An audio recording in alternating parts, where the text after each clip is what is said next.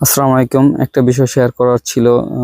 বর্তমানে বাসা বাড়িতে যে ফ্রিজগুলো ধরলেই আপনার শর্ট করে। তো আমি এই প্রবলেমের সম্মুখীন হয়েছি, যার কারণে আপনাদের কাছে শেয়ার করছি। প্রথমে আপনার যে ফ্রিজটা নতুন বা পুরাতন, আপনারা করবেন কি, যে বোর্ড আছে ওই বোর্ডে যে লাইনটা ঢুকানো ওইটা উল্টাইয়ে দিবেন। ফ্রিজের লাইনটার যে কেবলটা উল্টাই দিবেন, তাহলে দেখবেন এই সমস্যার সমাধান হয়ে যাবে। আর যদি না হয়, অনেক সময় ফ্রিজের তারে পানি থাকতে পারে বা বডিতে পানি থাকতে পারে বা বিভিন্ন কারণে সমস্যা থাকতে পারে, যার কারণে ফ্রিজে ধরলে শক লাগে বা যে কোনো জায়গায় হাত দিলেই শক লাগে।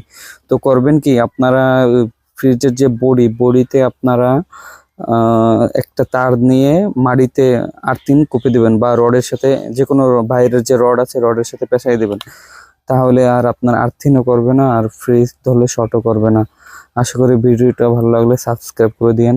আর আমার কথাটা যদি গুরুত্ব দিয়ে শুনেন তাহলে বুঝতে পারবেন। ধন্যবাদ।